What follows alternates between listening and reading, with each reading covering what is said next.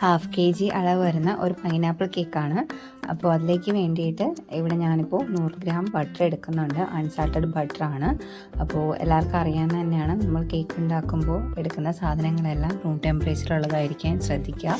അപ്പോൾ 100 ഗ്രാം ബട്ടറിലാണ് ഞാനിത് ചെയ്തെടുക്കുന്നത്. അത് അതിലേക്ക് വേണ്ടിയിട്ട് ഒരു 1/4 കപ്പ് പഞ്ചസാര എടുക്കുന്നുണ്ട്. അപ്പോൾ ഈ പഞ്ചസാര കുറേശ്ശെയായിട്ട് ചേർത്തിട്ട് നമുക്ക് ബട്ടറുമായിട്ട് ചേർത്ത് നന്നായിട്ട് ബീറ്റ് ചെയ്തെടുക്കാം. മുട്ടയും പഞ്ചസാരയും നന്നായിട്ട് ബീറ്റായി വരുമ്പോഴേക്കും അതിലേക്ക് 2 മുട്ട കൂടി നമുക്ക് ചേർത്ത് കൊടുക്കാം. അത് ഓരോന്നായിട്ട് ചേർത്ത് നമുക്ക് ബീറ്റ് ചെയ്തെടുക്കാം.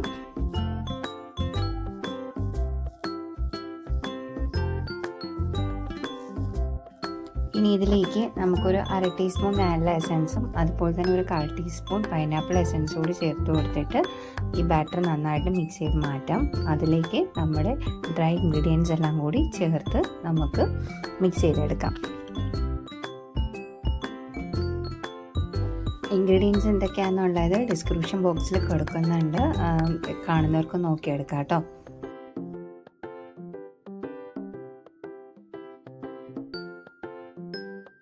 ഇപ്പോൾ ഡ്രൈ ഇൻഗ്രീഡിയൻസ് കൂടി ചേർത്തിട്ട് നന്നായിട്ട് ഫോൾഡ് ചെയ്തെടുത്തിട്ടുണ്ട്. ഇനി ഇതിലേക്ക് ഞാനൊരു 1/4 കപ്പോളം പൈനാപ്പിൾ നേരത്തെ തന്നെ ഒരു 2 ടേബിൾ സ്പൂൺ ഷുഗർ കൂടി ചേർത്തിട്ട് നന്നായിട്ട് വേവിച്ചെടുത്തിട്ടുണ്ടായിരുന്നു.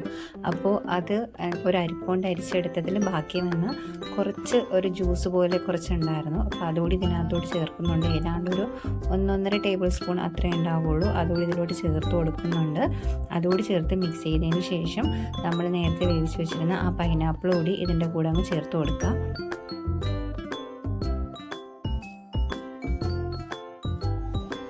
ഞാനിവിടെ ലോഫ് ടൈപ്പിലുള്ള ഒരു പാനാണ് എടുക്കുന്നത്. അപ്പോൾ കസ്റ്റമർ പറഞ്ഞതുപോലെ ചെയ്യുന്നത് കൊണ്ട് തന്നെ സ്ക്വയർ എന്നുള്ളത് മാറ്റിയിട്ട് ലോഫ് ടൈപ്പിലാണ് ചെയ്തെടുക്കുന്നത്. അപ്പോൾ എനിക്കിത് ചെയ്തെടുക്കാനായിട്ട് 180 ഡിഗ്രിയിൽ 30 ഒരു 40 മിനിറ്റോളം ഞാൻ അധികം വെച്ചിട്ടാണ് ഇത് എന്താണ് ബേക്കായി കിട്ടിയത്. അപ്പോൾ നിങ്ങളുടെ ഓവൻ്റെ ടെമ്പറേച്ചർ എങ്ങനെയാണെന്ന് നോക്കിയിട്ട് അതനുസരിച്ച് സെറ്റ് ചെയ്യുക. അപ്പോൾ ഞാനിത് വെച്ചിട്ട് ഒരിത്തിരി ഹീറ്റ് കൂടി ഒന്ന് കൂടിപ്പോയത് കൊണ്ട് തന്നെ അതിൻ്റെ ടോപ്പിൽ ചെറുതായിട്ടൊരു ഒരു കർമുറ എന്നുള്ള ഒരു ഇതായിപ്പോയി. അപ്പോൾ നിങ്ങൾ ടെമ്പറേച്ചർ വയ്ക്കുമ്പോൾ ഒന്ന് നന്നായിട്ട് ശ്രദ്ധിച്ചിട്ട് വയ്ക്കുക. പക്ഷേ നല്ല സിമ്പിളാണ്, നല്ല ടേസ്റ്റാണ്. എല്ലാവരും ട്രൈ ചെയ്ത് നോക്കുക. സൂപ്പർ റെസിപ്പിയാണ്. ഫസ്റ്റ് ടൈമാണ് എൻ്റെ വീഡിയോ കാണുന്ന ആരെങ്കിലും ഉണ്ടെങ്കിൽ ചാനലൊന്ന് സബ്സ്ക്രൈബ് ചെയ്തേക്കുക. അതുപോലെ വീഡിയോ ഇഷ്ടമായാൽ ഒന്ന് ലൈക്ക് ചെയ്ത് കമൻറ്റ് കൂടി ചെയ്തേക്കണേ. ഇൻഷാ അല്ലാഹ് വീണ്ടും ഇതുപോലെ റെസിപ്പിയൊക്കെ ആയിട്ട് കാണാമെന്ന് വിശ്വസിക്കുന്നു. Thank you so much.